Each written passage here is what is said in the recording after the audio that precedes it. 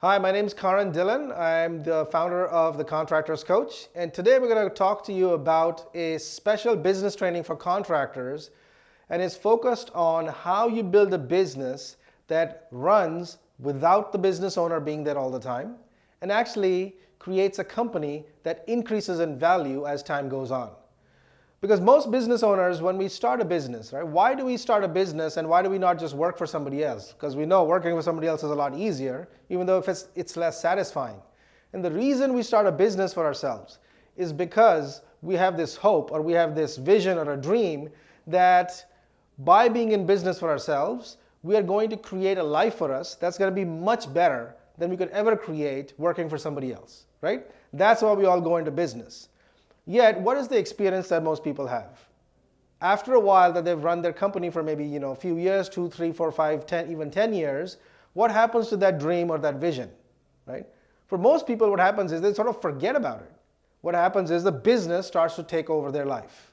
Okay? And now they're so busy running this business that it really just rules their life, and all the hopes and dreams that they had for themselves sort of kind of fall in the wayside. Okay? Yeah, you still have those dreams and those visions, but that really, you never really have a plan on how to achieve them, regardless of how much desire you have. Okay? And so this is a very frustrating process for most people because they don't know how to get out of this routine that they've found themselves in. So what we're going to be talking about today is how do you create a business for yourself that, number one, is highly profitable, makes you a lot of money. Okay? Number two, not only does it make you a lot of money, but it also gives you the free time that you need to enjoy your life. Okay? Because those two things are important to go hand in hand. And then finally, how do you create a business that actually has value? And what we mean by value is that if you ever wanted to step away, either semi-retire or retire fully, you have something that you can sell. Because the experience for most contractors especially is very different. That they build a business that revolves around them. They are a key player in the business. And then at the end of their career, when they're trying to sell this, either to their employees or to somebody else, what they find out is that the business actually has no value. And they're shocked, even though they've worked so hard for 20, 30 years. And it's not a great place to be at the end of your career. And so therefore, it's very important to understand how you build a business that not only creates profits, gives you free time, but also has inherent value. So you have an asset at the end of your life or to enjoy the next part of your life. Okay? So that's what we're going to be talking about in this presentation. All right. So in order for a business, we're talking about a business that has value. That's where we're going to start. Okay? So what determines how a business has value or the value of a business? Okay? Obviously, this has to do with a key aspect of a business, and that key aspect is what? The numbers. Okay? And many business owners find this a bit of a challenge. Some know their numbers well, but most in our experience don't know their numbers well. So this is where we're going to start on what the fundamental numbers of a business look like, on which value essentially is built. Okay? So let's take a look at just the basics of what are the numbers in a business and how you should understand the business, especially if you're looking at it from the point of view of numbers. And this is one of the things we always tell our clients too, is that you should run your business by the numbers. Okay? So what are the numbers in a business? Obviously, the most common number we all know is revenue. Okay? So we're going to take an example of a business, and let's say this is a business that has 10 million in annual revenue, right? In our example, this is the business. The next thing that you have to understand is, okay, in order to generate the revenue of 10 million, how much did it cost for you to actually do the work that created the revenue of 10 million, right? And so the term for that is cost of goods sold, or COGS, right? That's part of the profit and loss statement. And so in our example, let's say this is 7 million. Then what you're left with is called, I'm just going to use an acronym, gross profit. Okay? And this gross profit in this example is what? 3 million. Okay? So that's our example. Then the next thing that you hear of is like overhead, right? And what we call that is, we just shorten that as expenses. So in our example, let's say the expenses are 2 million. Okay? Then you're left with a profit of $1 million. Okay? These are the fundamental numbers of a business. Now, if you're going to value a business, okay, the real world valuations work off of something a little bit different. I'm going to use the acronym here. Okay. The acronym is EBITDA. It's called EBITDA, and it stands for earnings before interest, taxes, depreciation, and amortization. Right? It's a mouthful, but when you actually do the valuation in the real world, this is what you would base off of. It basically is the profit, and there's some adjustments made to it. Okay, but for our example, we're going to use the simple concept that this is a business that has $10 million in revenue. They have about $3 million in gross profit, $2 million in overhead, and so the net profit of the business is $1 million. Okay, that's what we're going to go with. Okay, so fundamentally, any business can be described like this, right? These are the fundamental numbers of a business. So even if this business now generates $1 million in revenue, in profit, what is the value of this business? Right? Is it $1 million? What is it? Okay, so let's take a look at how is the value of a business actually calculated. So that's what I'm going to talk about next. Okay. So the formula for calculating value is this. Okay. So the first thing is obviously, you take your profit, and then you have a multiplier. Okay? So a profit and a multiplier gives you the value. So let's just use our example here. If the profit is, like I said in our example, the profit was $1 million. Okay, let's just use two examples. So this is the same business. The profit is $1 million. If the multiplier is 1 versus the multiplier is 5, value comes out very different. Okay, for a business where the profit is $1 million, the multiplier is 1, the value is what? $1 million. Same business, or the same profit for a business where the profit is $1 million, but the multiplier is 5. Now, the business is valued at $5 million. As you can see, the same profit, but two different businesses with the same profit can have very different valuations. Okay? So the question then becomes, how does this happen? Right? What is it that determines the value of a company? Okay? So let's take a look at something that we call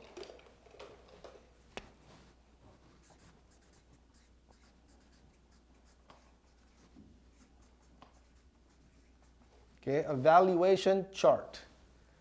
Well, what this chart is basically, it tells you, for businesses that are actually sold, what type of valuations were offered for that business. Okay, so because here's the thing, when we are talking about determining the value of a business, or actually anything, what determines the value of something?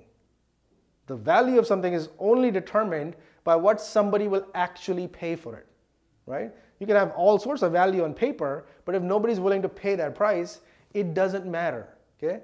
Because the truth is, in the United States, at least this is true for the US and probably across the world as well, 90% of businesses that go up for sale never sell. Okay? Why is that? I'm going to show you next why that is. Okay? So let's take a look at this valuation chart. Okay? On this here you have number of businesses that are actually sold, and over here, let's just use this as the multiplier, right? So you have 1x, 2x, 3x, 4x, 5x, and so on. And here you have the number of businesses, and obviously over here you have 0. Okay? Now, for the number of businesses that are actually sold, the numbers are that the multiplier is between 2 and 5. Now, when we say that for businesses that are sold, the multiplier is between 2 and 5, and if you have a business and you want to sell it, usually what comes to your mind that, what's going to be the multiplier for your business in terms of valuation? If we say it's between 2 and 5, most people are like, well, my business is going to be about maybe 3, 3.5, 4, right? Because maybe it's in the middle. Okay, but the truth is very different. Most businesses that are sold, their valuations are much closer to this. In fact, the curve kind of looks like this. Okay, which means that most businesses are sold between the valuation of what? 0 and 2. Actually, the real number, from all the businesses that are sold, the average is about 1.9x. Okay? Now, this is the average, which means there's a lot of businesses that fall below this, okay, that are sold, even below 1.9x. Okay? Yeah, there are some businesses, much smaller number that are sold where the valuations or the multiplier is much higher, it's 5x or even higher. Now, the question then obviously when you take a look at this is what determines this? Okay? If you have these number of businesses that are sold, some businesses first of all have to be profitable to have any value. But then what determines the multiplier? Okay? It's very common, it's easy to understand the multiplier for a public company, right? Because you can just look up online. You hear of big companies like Apple, right? What is the multiplier there? You just look at the PE multiples, right? Apple usually trades between 17x to 20x. That's a huge multiple over their profit, okay? But that tells you something because there are key things that drive the value of a business, okay? So let's take a look at what some of those things are, okay? The first thing that drives the value of a business is, is it a niche business? Is this something that they have cornered the market on? Okay. The next thing that drives value is IP, which stands for intellectual property. Okay. Do they have something that nobody else can duplicate? Because if you do, then your valuations are going to be very, very high, because then you can basically take over the market. Okay. Then something else is something called BTE, or barrier to entry, which means if you are in this market, you've been around for a while, how easy is it for somebody else to come in and just copy what you're doing and just take it over from you because they can do it faster, cheaper, whatever it is. Okay? And then finally, how well run is this business? Okay? Because a business that's better run obviously is going to have much greater value than a business that's poorly run. Now, if we look at construction, why is it that so many construction businesses actually have no value? Even though as a contractor, you've been running your company for 20 years, 30 years, how can it be that you have zero value? Okay? First of all, especially if you're a general contractor, are you in a niche? Most contractors are not, right? You're either a residential remodel, you're commercial, you're government, but that's really not a niche, right? It's hard to be in a niche. There are some contractors, maybe you build staircases for fancy houses, but those are very unique situations. For most contractors, you're not in a niche market. Or intellectual property. You get a license from the state. It's not exactly intellectual property. Yes, you do need a license, right? But any one of your employees can go in, learn the trade from your company, and then go and start their own business by getting a license, right? So there's very low barrier to entry. Okay. So the only thing that a contractor can do is learn how to run their business really, really well. Because even though if you may have low barrier to entry, any one of your employees can learn the trade from you, go start their own company. But you can run your business really well and then help them go out of business. Because this is where most contractors struggle. They don't run their business well, and they don't structure their business to have any value. So the most important thing you can do as a contractor is learn how to run and structure your business so that you are creating value in the business as time goes on. Does that make sense? So then, as a contractor, how should you go about building your business so that you maximize the value that you create for it? Okay? So let's talk about how that happens next. In order to understand that, one of the most important things that you have to understand in any business is the concept of cash flow, right? How a business makes money. Now, in the world of business, there's only 4 ways to make money. Now, this concept comes directly from a book. It's called Rich Dad, Poor Dad, written by an author called Robert Kiyosaki. If you haven't read that book, read the book because it's great. Okay? So in the book, what he says is that in the world of business, there's only 4 ways to make money. The first way you make money is as an E, which stands for a employee, right? You go to work, you get a paycheck. Then what happens is some of these employees, they get tired of working for somebody and they're like, you know what? I think I got this thing figured out. I'm going to go start my own business. Okay? And they start their own business. Maybe they even organize a team around them. And they're called S's, or self-employed people, or even small businesses. Okay? Now, some of these small businesses actually grow into B's, which we call real businesses. Okay? These are actual businesses.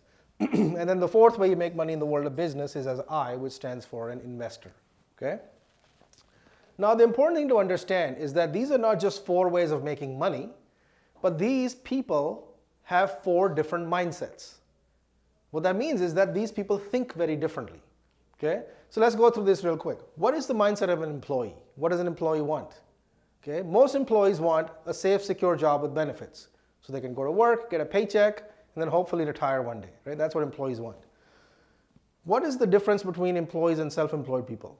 Okay? What is a self-employed person really interested in? Okay? They obviously get tired of being an employee, so they start out, go on their own. So what this person is looking for is they're looking for some level of, the word is control over their life. Because the way they think is that if it's got to be done right, it's got to be done by me, right? I've got to do this on my own. However, the challenge with this is that when you're working, okay, and you're trying to do everything on your own, you run into a barrier, and that's called what? Time. Okay, there's only so many hours in the day. So what happens to most of these people is that they find themselves working all the time. They don't have enough time to do all the work there is, and now basically their business consumes their life. You know, it's kind of what we talked about in the beginning. Okay? And then the question becomes, what is the difference between businesses over here and businesses over here? Okay?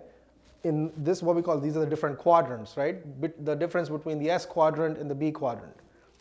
In the B quadrant, people think of their business very differently.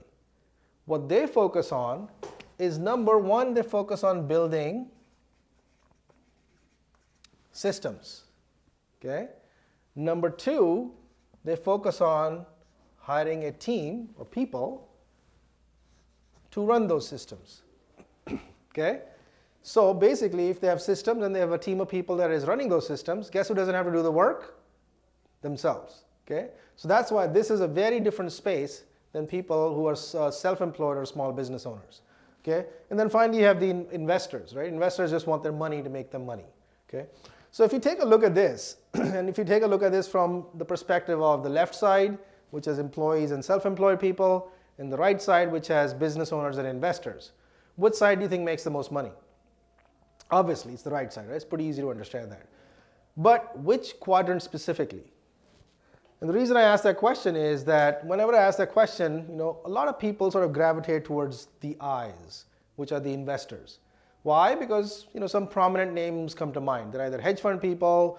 A lot of people talk about Warren Buffett. There's all these investors that come to mind. So let's talk about these guys for a second. Let's take the example of Warren Buffett. Now, when Warren Buffett invests, do you think he goes into the market and buys a couple of shares like you and I would? Obviously not, right? What does Warren Buffett do? He goes in, he either buys the whole company or he takes a pretty significant controlling interest in a business. So if you're buying a company where you actually control parts of it or you own the whole thing, what are you really? You are a what? Business owner. Okay? So the point I'm making is that business owners, the B quadrant, makes the most money of all these quadrants. In fact, the B quadrant makes more money than all 3 quadrants combined. Why? Where do these investors put their money? Into what? Businesses. Does that make sense? So all the money basically is getting funneled up into the B quadrant. Okay? So going back to what we were saying, okay, taking a look at this from the perspective of the left side versus the right side. The question I asked you was, which side makes the most money? Obviously the answer is what? The right side, right? And that's true. 95% of the money in the world is made on the right side. Yet, 95% of the people live where? On the left side. Now the question is why? We would all like to make more money, okay? When 95% of the money is made over here, why do 95% of the people live over here? And the reason for that is this, that people on the left side value something far greater than money, okay? What they value is, the word is security, okay? Employees like the security or the perceived security of getting a paycheck from a safe, secure job. Self-employed people like the security of the control that they feel that they have, that they can go out there, they can work, and then somebody will pay them, okay? People on the right side look at things very differently. What they value is risk, okay? How they can go out and take some risks, but also mitigate that risk so they can create an unfair advantage for themselves in the marketplace. And the way they mitigate these risks is by understanding something that's key to all business. And that something is called cash flow, okay? So next we're going to talk about how do you understand the different cash flows so that you can actually master this and create an unfair advantage for yourself in the marketplace. Now, in order to understand cash flow, I'm going to talk about a couple of financial statements, okay? And don't worry, this is going to be very simple, and there's no test after this either. All right, so let's talk about financial statements, okay? So the two key financial statements in any business is what? The first one, okay, is something that contains assets and liabilities, and this is called a balance sheet, right? The second one contains income and expenses, and this is called a profit and loss statement, right, or an income statement. So it doesn't matter what business you have, you're going to have these two financial statements. So when we're growing up, right, we go to school. What are we told when we're growing up and going to school? They say, hey, go to school, work hard, get good grades, and go get a what? Okay, most people understand that we're told to go get a job, okay? So when you get a job, what happens? Okay, when you get a job, income comes in, right? You get paid.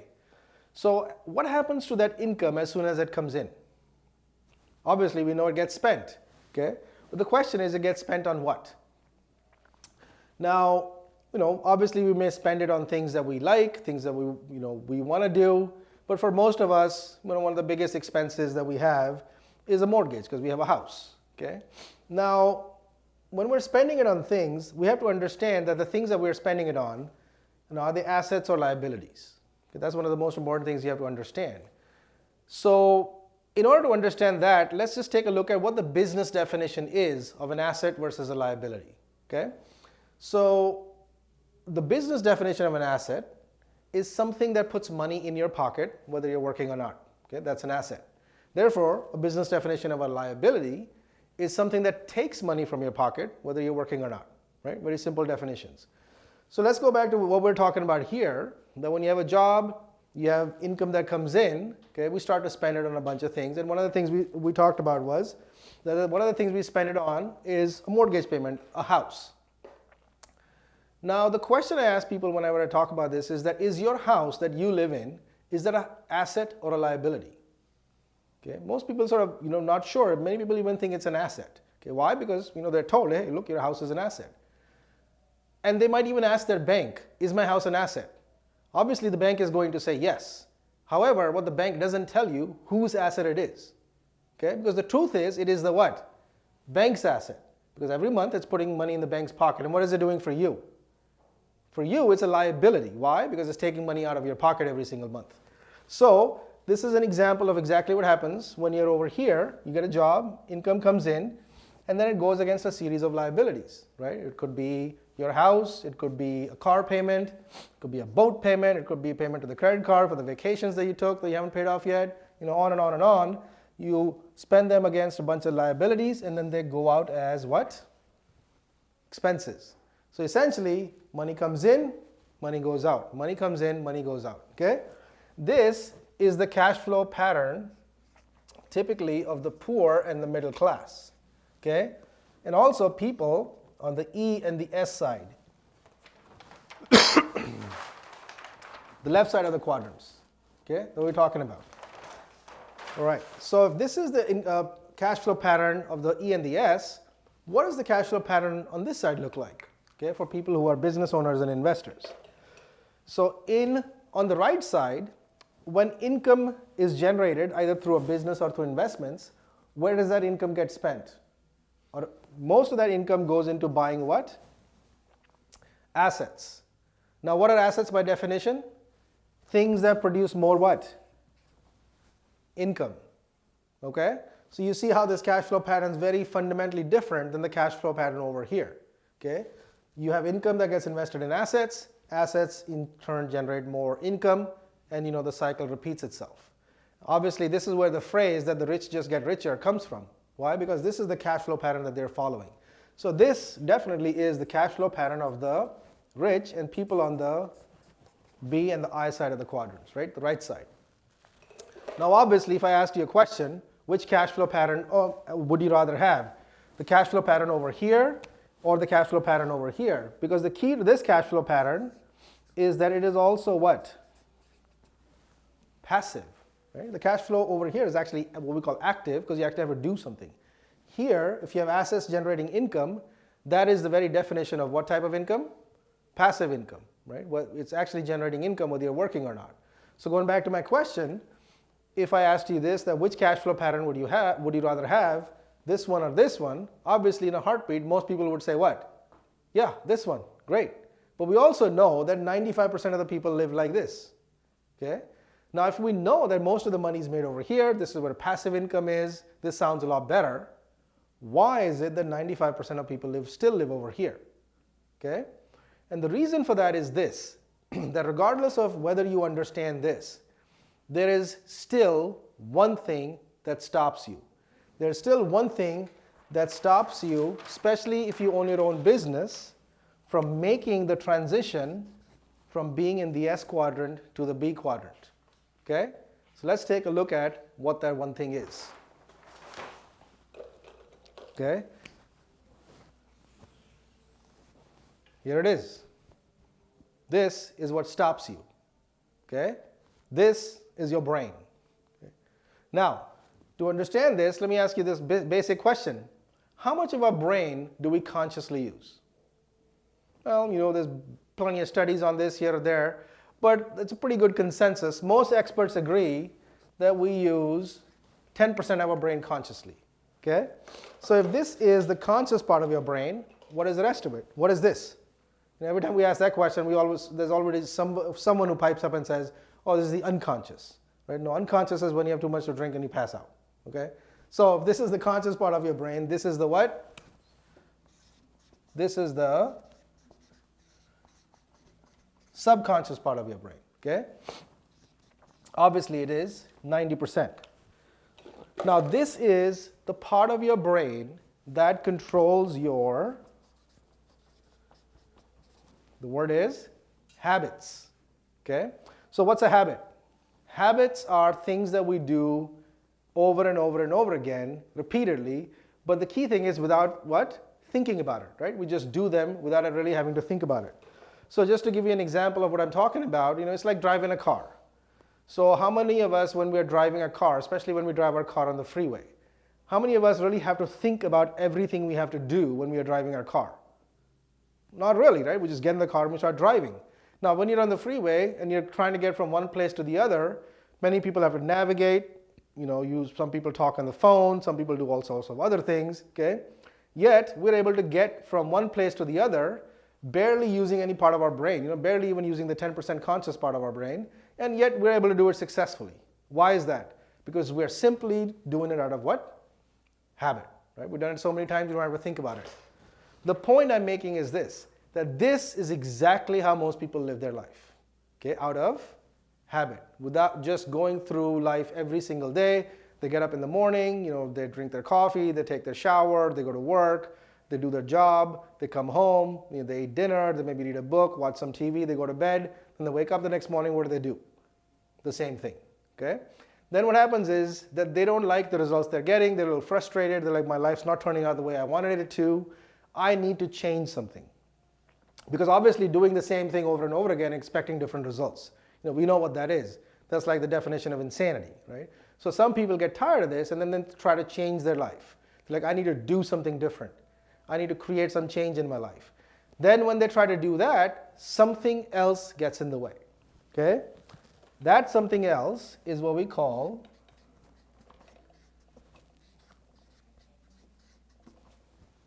the little voice. And if you're wondering what the little voice is, that's the little voice I'm talking about. That's like talking to you right now, okay? It's the little voice that says, this is too hard, or this is too risky, or I'm too young, I'm too old, or I'm a man, I'm a woman, what I don't know enough, whatever it is it says to you, okay? That doesn't allow you or doesn't let you do the things that you want to do so you can get somewhere in life, okay? The thing is, there's a phrase that we use, that habits rule the unreflective herd. What that means is that when you're trying to create some change in your life, there is always something that's going to get in the way, and it's going to be what you say to yourself. And if you don't actively manage the little voice that you have, then it will always stop you from taking the risks that you need to take and doing the things that you need to do so you can create the changes you need to build the life that you want. Does that make sense? Okay? So let's take a look at how this plays out. So in order to do that, let me ask you a question. Do you believe that inside of you is a bigger, better person? I think so. That's why you're probably listening to this or watching this, because you're trying to find how to reach that person that can, create the changes you want in life. So let's say this is you right now, okay? And this is that bigger, better person. The person, that can have the things that you're looking to have. The type of business that you want, the life that you want, the relationships that you want, the type of money, vacation, whatever it is that you're looking for, okay? And what we're trying to do is we are trying to go from here to here. And just like we talked about recently is this, that when we try to go from here to here to become that bigger, better person, what we encounter is a lot of, we call this resistance. And the resistance comes in the form of your little voice, okay? The things that you say to yourself. Because in order to have something, okay? In order to have whatever it is you want that's better than what you have today, what needs to happen? Okay? In order to have something, we have to do something, okay? That's what we know, because whatever we have is a result of the actions we take, okay? However, that's not the whole story. But most people get trapped into this. So let me give you an example to explain to you what I'm saying. So let's say you want to have a good fit body, okay? What are the two things you have to do to have a good fit body? You have to eat right and you have to exercise, okay? Doesn't matter where you go in the world, in 2 seconds you get the same answer. Then yet, why is it that there's thousands of DVDs, TV programs, books, etc., on eating right and exercising? The reason is there's a big difference between knowing something and doing something, okay? Because if all you do is focus on just trying to do something, okay, then what you do is you get trapped in this do-have cycle. Because, especially in business, if you're trying to make more money, and if the only thing you think to make more money is that you need to work, right? That's the doing part. To make more money, you would have to do what? Work harder. To make even more money, you have to work even more. Pretty quickly, what you start to do is what? Run out of time, because there's only so many hours in the day. So the question you have to ask yourself is something very different, okay? The question you have to ask yourself is similar to what I talked about when I was talking about the example about eating right and exercising. Okay, let's take that example a little bit further. Let's say you decide, okay, I'm going to go and start working out, start eating right, and I'm going to get in shape. So you set the alarm for 5 o'clock in the morning. Now, as soon as the alarm goes off, what happens? Little voice kicks in, right? Oh my God, it's too early. It's too cold. The bed is so nice. I worked out last week. Isn't that good enough? On and on and on, okay? Because the thing is, each one of us has a champion on one shoulder and a loser on the other, okay? And the question is, who wins the day? And what determines who wins the day is determined by this question, asking yourself, who do you need to be? Who do you need to be from a mindset perspective so that you will automatically do the things you need to do so you can have the things you want to have in life? Because if you don't have the right mindset, it doesn't matter how much you desire things. Things are always going to get in the way. You will always have a high level of what? Resistance from the little voice that is coming from who? Yourself. Okay? That's why the first question you have to ask yourself is, what is the right mindset I need to have so I can become the type of person I'm looking to be? What we found though is that most people live their life kind of like this. Okay? And what they tell themselves is that, okay, one day when I have the things that I want to have in life, then I will do the things I need to do so I can become the type of person I'm looking to be. Okay? What I'm here to tell you is this never works, because this is the backwards flow of life. Okay? The winning flow of life, the flow of life for people who achieve success goes like this. Because the first question they ask themselves is this: who do I need to be from a mindset perspective so that I can first become the person in my thinking process, in my own mind. Then I will automatically do the things I have to do, and then I can have the things I want to have in life. Okay? Then this process almost becomes effortless. And this is the way people achieve success. So, how does this all play out in real life? Okay, let's take a look at, we covered a few concepts. Let's take a look at how this plays out in the real world, especially when you have your own business. So what we found is that in the real world, few people are willing to take full and complete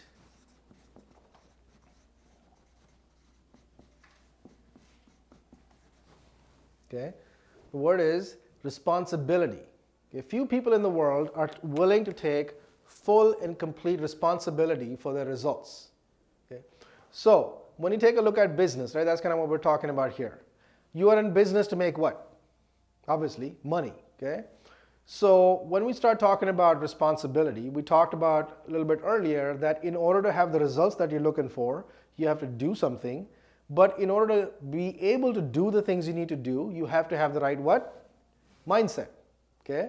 And so when we're talking about responsibility here, to get the results that you want, what we're talking about is that very few people are willing to do the work it takes to have the right mindset to create the results that you're looking for in life.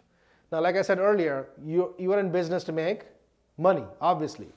So if you wanted to find out what your mindset is around money, how would you find that out?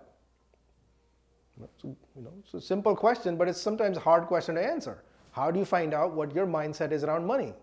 Okay? It's actually a very simple way to find out. It's simply take a look at your tax return and look at the money at the bottom.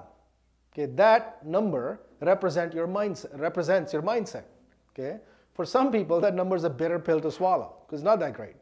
But the point is, it's not good, bad, ugly. That's not the point. The point is, it's just what is. That number represents where your mindset is today around money. Okay? The problem is, most people, instead of acknowledging that, they would rather live in a state of what? Denial. Okay? Because you ask them, hey, how's business? How are things going? They're like, well, it's all great. Everything's fine. Okay? However, if you look behind the scenes, things are not that great. Okay? Because the reason, obviously, there's plenty of reasons why people live in denial. But the point is, if you continue to live in denial, do you think anything's going to get better? Obviously not, right? So the thing is, when things don't get better, in fact, for most people, things get worse. So when things start to get worse and things are not improving, then people move on from living in a state of denial to the next stage, whereas they start to lay what? Lay blame. Okay? They start to blame anyone and everyone but themselves for the results that they're getting. Some people like to blame the economy. Some people like to blame their employees.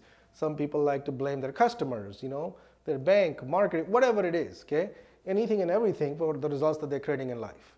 But obviously, does this fix anything? Obviously not. Then when they can't deny or lay blame anymore, then they start to move to the next stage, which is they start to, I'll read this word out, justify. Okay? They start to justify. And justification sort of sounds something like this. Business is hard. Nobody really makes any money.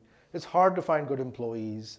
Your employees don't really care about your business, and on and on and on. I'm sure you guys have heard those statements. Some of you might have made those statements yourself. Okay? It doesn't matter. Okay? But does this fix anything? Obviously not, right? So when people can't deny anymore, they can't blame anymore, they can't justify anymore, and things get really, really bad, what they do is they move to the next logical step, which is they, what? Quit.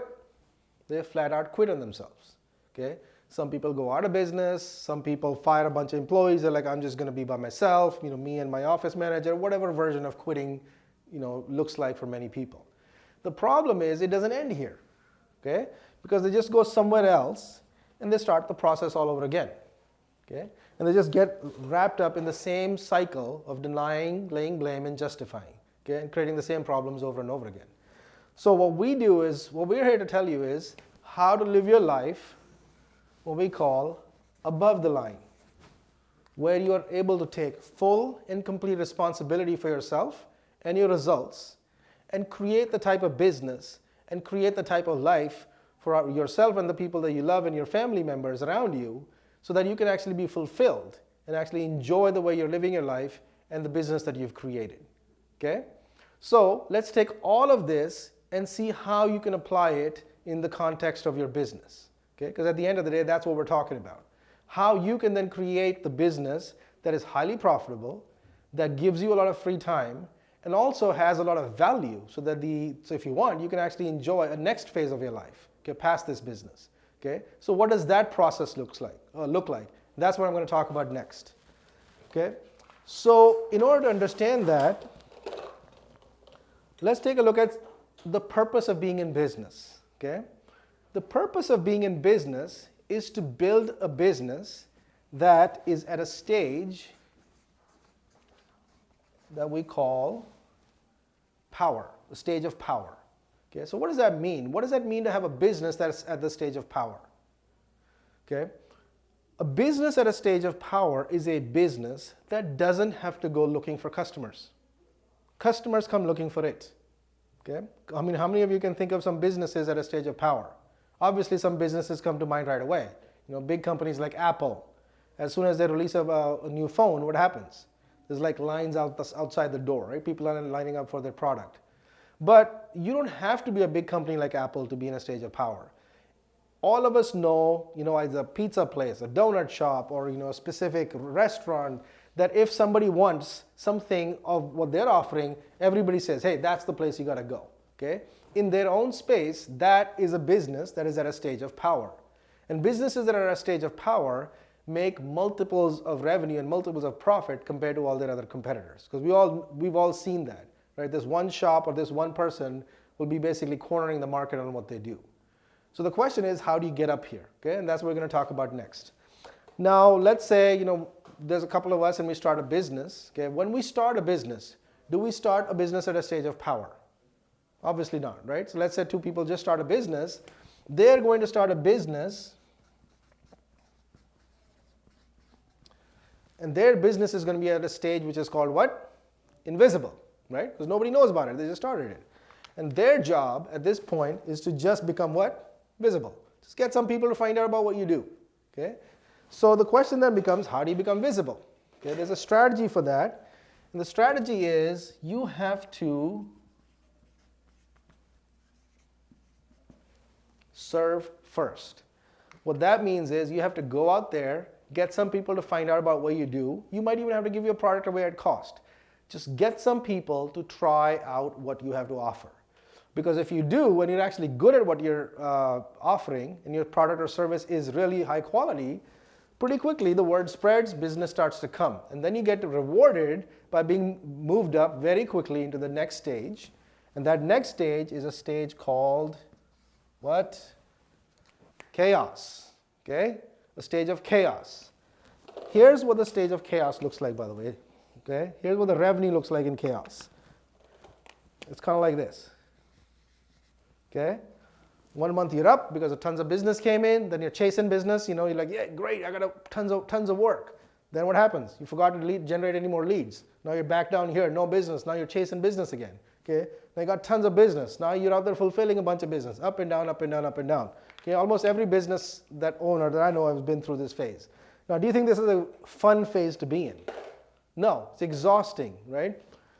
And it's highly, lots of insecurity, right? You don't know what to expect from one month to the next, okay? Because most people are like, this is great, why did I even open my doors for business? They can't figure out whether they should continue, okay?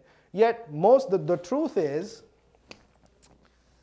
85 to 90% of businesses, okay? 85 to 90% of businesses never get past chaos. They just sort of cycle between invisible and chaos because this is exhausting. Most people can't stay here very long. Then they drop down over here. I'm just going to be by myself, maybe 2-3 guys, whatever it is.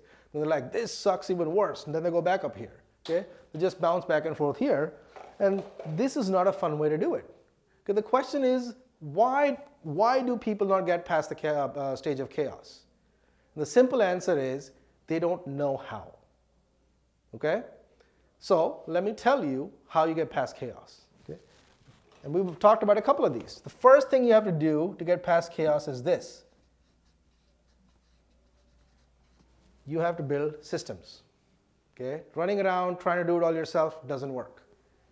Number 2, you've got to find people to run these systems. Trying to do it all yourself is a perfect way to just get stuck here. Okay? And number 3, and this is where people get stuck the most, because this is where the little voice freaks out the most. Number 3 is you've got to spend what? Money. You've got to spend money doing the first 2. Okay? It doesn't matter if you have to borrow money, beg, steal, whatever it is. Okay? But you've got to be able to spend money doing the first 2, because if you don't, then you will always stay stuck in this stage. Does that make sense? Okay? Because if you do these things right, then you get to move up to the next stage, and the next stage is a stage called stability. Even the word is nice, right? So in stability, the revenue kind of looks like this, okay? It's sort of still up and down, but what? At least it's trending in the right direction, okay? Now it's trending in the right direction, and here you have to ask yourself a very important question, okay? The question you have to ask yourself is, why? Why do I have money left over here when I didn't have any money left over here? The most important part of this question is who should answer this question. Because when we ask this, most business owners say, well, me, right? Shouldn't I answer this question? Obviously, the answer is no. You shouldn't be the one answering this question. So the question is, who should answer it? Who are the people giving you money? Obviously, your customers. So your customers need to tell you what is it that you're doing here that they like, and why are they giving you a lot of money. So in order to find that out, what you should do is a lot of what we call T&M, it's called testing and measuring. Finding out what is it that you're doing that is really, really attractive to your customers. Now, when you find that out, what should you do? Just that, okay? Do lots and lots and lots of it, but do just that. In fact, you may have to do a lot less than you were doing before, okay? Because if you do a lot of stuff that people actually like and they pay you money for, you move to the next stage, and that next stage is a stage called, word is abundance, okay? This is a stage where you have an abundance of time, money, and most importantly, energy, okay? This is where you're finally starting to enjoy life, okay? And since we're talking about revenues, your revenues in this stage might look something like this. Okay, you're making way more money than before. And by the way, this is where the IRS will be very interested in you. Okay, they couldn't give a crap about you down here, right? So now, here is really where you can start to diversify the business, start to open up new locations, new divisions, okay? And really start to establish yourself as a business that is the go-to business in your space, okay? And if you start to do that, over time, you start to become one of the key players in this space, in this industry. And you start to move up into a level of what? Power, where you become the dominant player in your space. And when you start to approach this level, that's when the profits really, really start to skyrocket.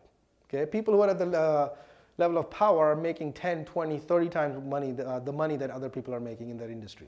Okay? So now, going back to what we started this conversation with, is about the value of a company, right? What determines the value of a company? Now, we've all obviously seen the different stages that a business will go through. what do you think the value is of a business below the stage of chaos here? Obviously below, it's the value is circling around what? 0, okay? Because businesses here are completely reliant on who? The business owner, okay? A business only has any value once you start to approach a stage of stability, okay? Even here it's questionable, you might be between 0 and 1. But here at least you're starting to build in some value, okay? Now from here on up, okay, let's just give this a 1. You're starting to increase what we call your multiplier, if you remember that, okay? It doesn't matter how much your profit you have, but when you double the multiplier you have, all of a sudden the value of your business doubles instantly without even doing anything, okay? And the way you're increasing the value of your business, your multiplier, is by developing a business that is just consistently generating what? Cash. And it's generating cash without your involvement, the owner, okay? So at this point, you have a business where you can actually start to step back and the business is stable. It's running for the most part on its own, okay? Then you start to move up into abundance, where now you're simply managing the company, okay? You have the systems, you have the team, and you have the ability to replicate what you're doing in either different locations or different divisions, okay? Obviously here, the multiplier is going to be much higher. Now, when you start to approach the power position, where now you're one of the dominant players in the business, that's where you start to see the huge increases in multipliers. Does that make sense? Okay? So this is really where the value of a business comes from. It doesn't come from hard work. Of course, that's needed from time to time. Okay? It doesn't come from you trying to do everything, you working from morning till night. Those are not the things that create value. Okay? So therefore, in order to develop a business that's highly profitable, that runs without your daily involvement, which means gives you free time and has value in it, the most important thing you have to understand is that you have to shift the way you what? Think. You have to develop the mindset of people who are successful in life, of people who have developed businesses that have been successful and that have given them a great life even after they sold the company. Does that make sense? Okay? So next what I'm going to do is I'm going to show you some examples of people who've actually taken this journey. All right? So here are some examples. So for the first example I'm going to show you is of someone called Jason Webb. He has an artificial grass company. He came to us because he was a guy who viewed rules and regulations as, I guess you can call it suggestions, right? So obviously, he was sort of running the company, like he says, from the seat of his pants. And when you run your company like that, what stage do you think you're in? Obviously chaos, right? And so when you're running your company in chaos, life's not that great. You're spending all your time running the business. The problem for him was he got married and his wife was pregnant. And she told him that if he keeps running his business like this, she's leaving. So he was fine, but his wife was not, so that's what made him come to us, okay? So here's his story. Hi, I'm Jason Webb, owner of First Impression Synthetic Lawns and Greens in San Ramon. I've been working with the Contractors coach over the past year, and during that time we have increased our revenues by 300%. 7-figure business that is making a lot more money. However, I've been able to reduce the time I need running my business by 80%. During this time, my wife and I had a little baby girl, and this has allowed me to spend about half of my average workday with them. With my free time, I am now exploring buying another business or starting a second company. In the past, I used to run the company by the seat of my pants. Now I have the confidence to run my company because I see it in easy to read numbers. This helps me deal with adversity a lot better and make much wiser decisions. So, now the good news is he's still married. Now he has 2 kids, right? But he's running his business very differently. He now, not only does he's probably tripled the size of his company, probably even more than that, but he also has a second business. He first used to install artificial grass. Now he's developed an online business where he's selling materials and supplies to other installers of artificial grass. And like he said, he's running his first business and he's spending 80% less time doing it. Okay? So you're making more money and spending less time. So it's a great example of somebody who actually really took the process we have to heart and went through it very fast. Okay? All right, so let me show you the next example of some people who took the process and really accelerated their growth. Hello, I'm Tisa. And I'm Zolly Lawrence, and we're the owners of ZLC Corp. Working with the Contractors coach over the past 4 years, we've grown our business from $500,000 to $5.5 million. But more importantly, we've gone from barely breaking even on our projects to running a highly profitable company. We run our business on systems and we delegate the majority of our tasks out to our team. In a short period of time, we have developed a fast-growing business that can run on its own, and if we wanted to, we could sell it. From what we've learned about managing our mindsets and building systems, there seems to be no limit to how big we can grow. In the past, we felt like we were chained to our business. But now we run our business, we make a lot more money, and we have the free time to take month-long vacations. And it feels great. And so the reason I like this example is because that when these two started, right, she was 25. She couldn't even rent a car. Okay? And this guy was a young first-time business owner. They had no idea what they were doing. So they were naive enough to pretty much implement everything we said. Okay? So that helped them accelerate very quickly what they were doing. But not only did they create a business that's highly profitable, but as you saw, it's a business that gives them a lot of free time. It's a business that's run the right way, what we call the B quadrant business. And it's a business that has a lot of inherent value. And they could actually sell this business today if they wanted. Okay? And that's the process that we're talking about, because you can do this in a short period of time. It doesn't have to take forever. Okay? Now let's take a look at another example. And this is a person who was drowning in debt, barely making any money, but he used the process to take his business to the power position in his space. Hi, we are the AWT construction team. I'm James Kent, one of the owners. We have worked with the contractor coach for the past 4 years. And over that period, our business has grown from $800,000 in revenue to $11 million. Now we are selling, producing jobs at a much higher margin compared to the past. We now have a business that works on systems, and we run our business with a clear understanding of numbers and can predict where we will be several months in advance. We used to operate out of 2 small offices. We are now in our own building, which we purchased, and we have over 75 employees working for us. Before this, I used to work the business all the time. Now I have time and money to take several vacations every year. I play golf every week. I have time to spend with family and friends. So now we make more money, have a lot more free time, and it feels great. So this is a great example of somebody who's taken his business all the way from invisible to power, and he's done it in a very short period of time, right? So the question for you is, what can you do next? Okay, wherever your business is, it doesn't matter. What are the next steps you can take? Okay, the first thing to do is to go to our website, thecontractorscoach.com, and take the free Power Model Assessment. This is an assessment that will tell you exactly where your business falls along the Power Model, right? What stage you are on. And that's a great place for you to understand where you are and what the next steps can be for you to move forward. Once you understand and once you take the Power Model Assessment and understand where you are, the next step is to go and book a free 30-minute call with one of the coaches. They'll take a look at your Power Model Assessment and give you some advice on what you should do next to move your business along the scale of the Power Model so you're moving up the stages as quickly as you can, right? So that you can create a business for yourself that not only makes a lot of money, but gives you the free time you need to enjoy the money that you're making from your business, but also create a business that has a lot of value in it. So that not only you can sell the business if you want and then enjoy the next stage of your life. So if this is what you want, take the Power Model Assessment, give the coach a call, and then you can have a great life as well.